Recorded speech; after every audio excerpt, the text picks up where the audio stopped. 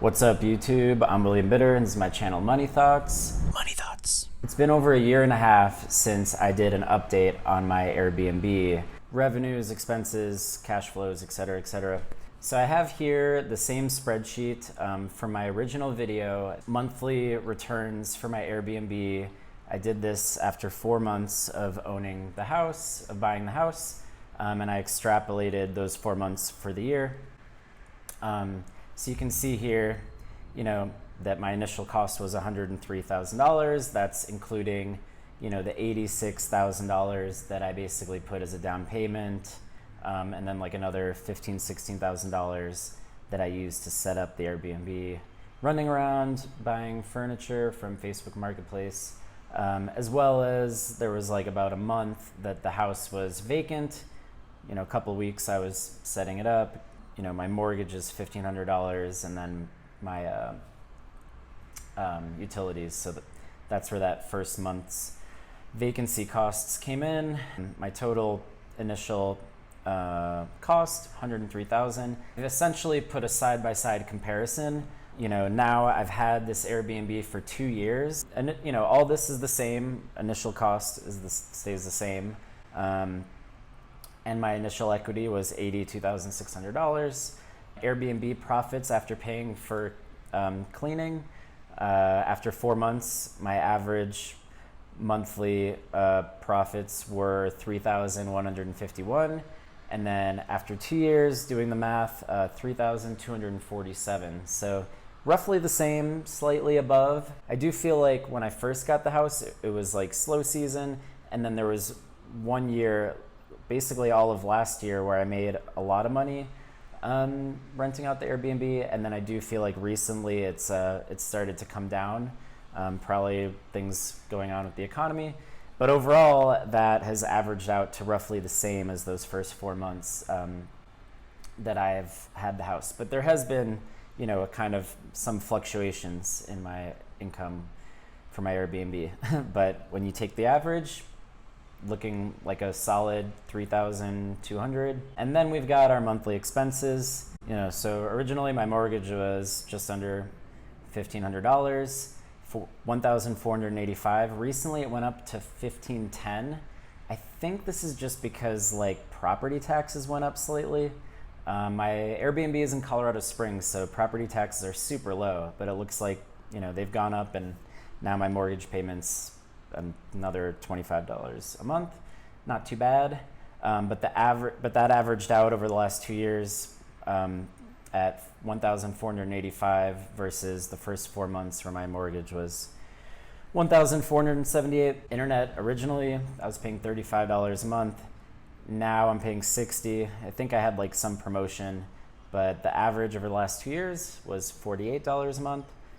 Trash and recycling has gone up a few dollars a month.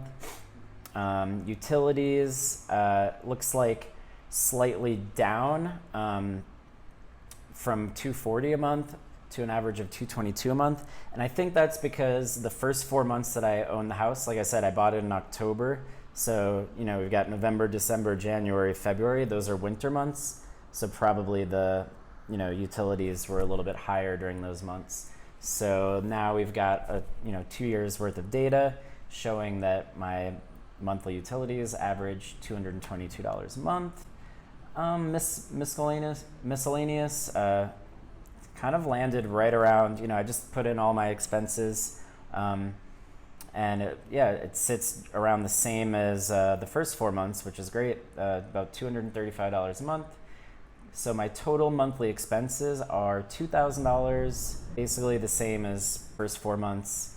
So this means that my monthly return, cash on cash, like my cash flow basically, is about $1,227, because we've got our monthly income after paying for cleaning minus all of our expenses. So I'm receiving about $1,227 a month cash flow, which is an annual return of $14,727. And if you calculate that into an ROI, I've got 14%. which is slightly higher than my original calculation. And this 14% ROI I calculated based on my initial equity, but it is important to note that there is an initial sunk cost, which is basically the difference between the initial equity that I have in my investment versus my initial cost for the investment. So about $20,000 that was used to set up the Airbnb or whatever the cost, the closing costs or whatever. So that's $20,000 that I guess I'll never see again.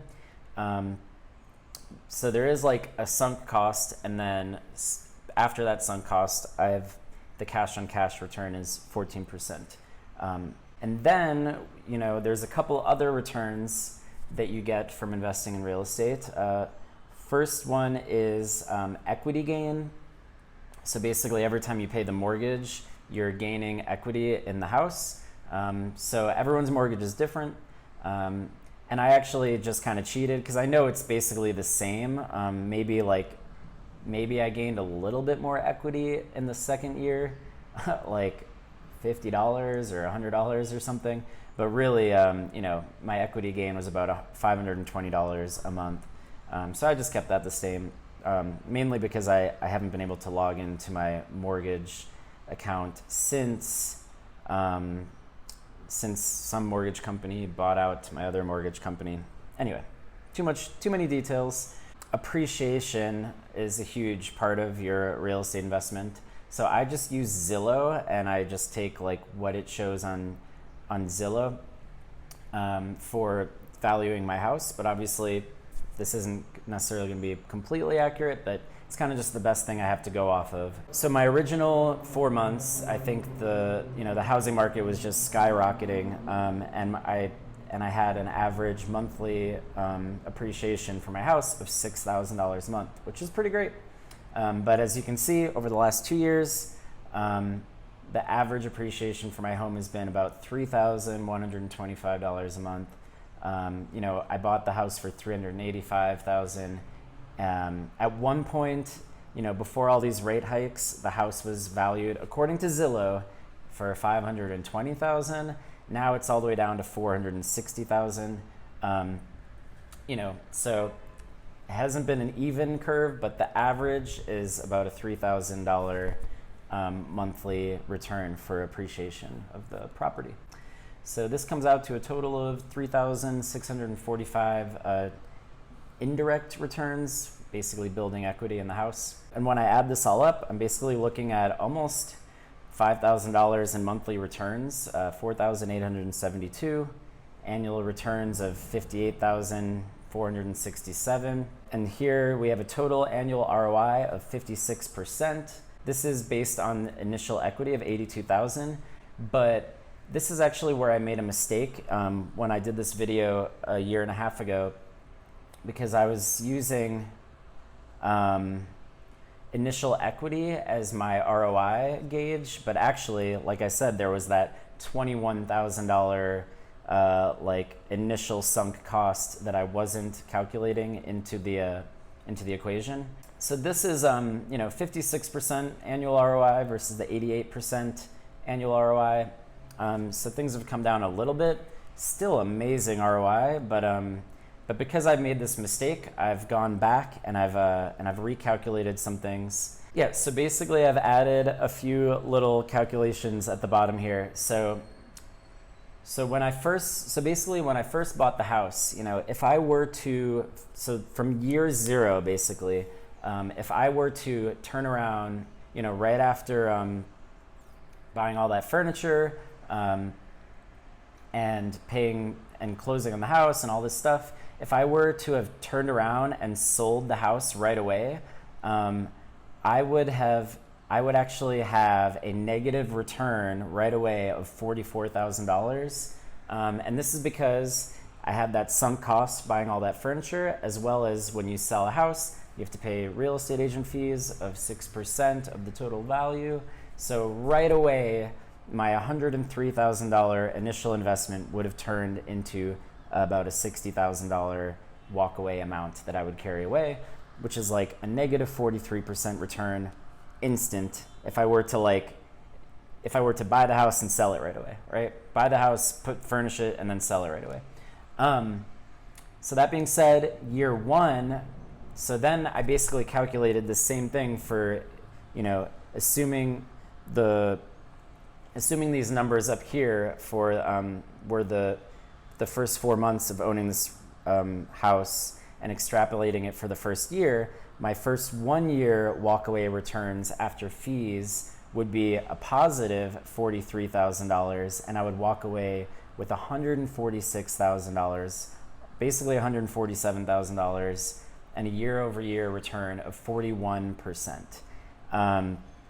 So that's really, when you consider real estate agent fees and that initial sunk cost, and using your total initial investment of $103,000. Your year-over-year ROI is about 40. Basically, what I'm saying is my first video where I said that my return was 88.4%. My projected first year's return was 88.4%. In reality, it was actually about 41%. So I just had to clear that up, which is still pretty incredible. So now we go over to using the data that we have for the last 2 years. With this initial sunk cost, my total 2-year return, which should just be the annual return doubled, my total 2-year return would be $95,000. Real estate agent fees, if I were to sell it and walk away, would be $27,600. So that means that my real return after paying agent fees, so my real walkaway return would be $74,500. That's the initial investment, $103,000, plus the real return over those 2 years of $74,000. So I'd be walking away with $178,000 if I were to sell the house after 2 years, which is a total ROI of 72%. And you could take the average of 72% and say, that, my average annual return was 36%, but actually more accurate than average return because, annual returns don't work in averages. A more important figure is the compound annual growth rate.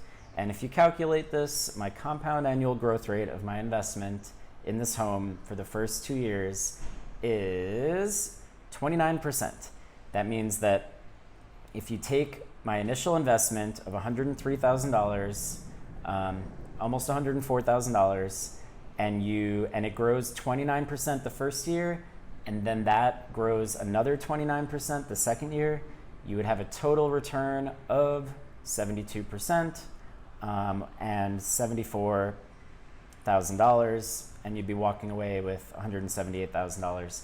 Things get a little complex because there's just so many numbers going around. Hopefully I did a good job of explaining that, but I think a compound annual growth rate of 29%, investing in an Airbnb is pretty incredible. And so there is one more little piece that I didn't incorporate in this, and that is that when you sell your house, you actually have to pay long-term capital gains of 15%, but the same goes for investing in stocks. So basically all this equity gain that you have in your house, you're gonna have to probably pay some capital gains, and your cash flow is going to be taxed at your income tax bracket. Another aspect that I'm gonna layer on top of this is when I first made my original video, I kind of was taunting that I was gonna finance this investment completely with margin, which I did technically. So that means that, to really calculate my return,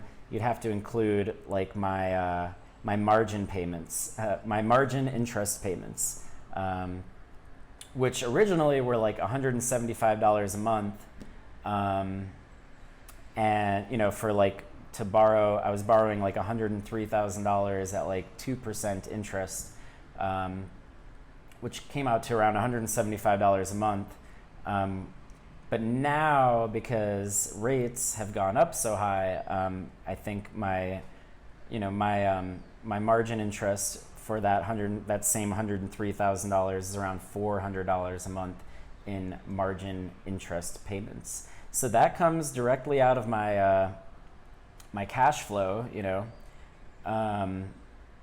which means that instead of making whatever it was $1,200 a month cash flow, I'm really making like $800 a month or something if you consider those margin payments. But then if you were to calculate an ROI, a leveraged ROI, because technically I didn't use any of my money, the ROI is infinite, or like I'm making money out of no money. All that being said, nothing is free, and while I'm not using my own money and technically the return is infinite, there is a huge amount of risk that I took on when I took on this margin loan.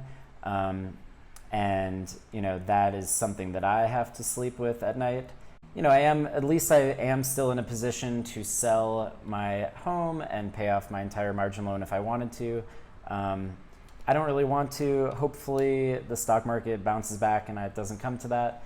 But and hopefully the housing market doesn't continue into a free fall like 2008. But time will tell, and yeah. So this is my latest two-year returns for my Airbnb. It's 29% compound annual growth. I think it's pretty great. That's not accounting for if you were to do this using margin, which I do not recommend anyone do. I just thought it would be a cool experiment. I guess I like taking on risk. And yeah, and so also I did make this this pretty elaborate spreadsheet comparing investing in real estate, calculating your walkaway returns for real estate versus walkaway returns for investing in the stock market. So I was thinking about making a separate video for that, just because I don't want to talk everyone's ear off. Because as the market continues to crash, I keep considering whether I should just sell my house and put that money into the stock market. And that requires like a lot of like quick calculations. So I made this spreadsheet to try to make those calculations on the fly. And if I ever decided to do that, to have some data to back up that decision. I'm not sure if I said it already, but none of this is investment advice. This is all my own experience and opinions. Make sure to do your own research. Hopefully this gives you guys insight, but just make sure to do your own research, do your own homework, and make your own decisions. And if you guys enjoyed this kind of content, I do love sharing my experience. I'm definitely not a guru, and I'm on the same journey as everyone else, learning and trying to grow my wealth and pursue financial independence. So I hope everyone else is doing that, and I hope I can inspire you guys to do the same. So peace out, guys. Save and invest your money.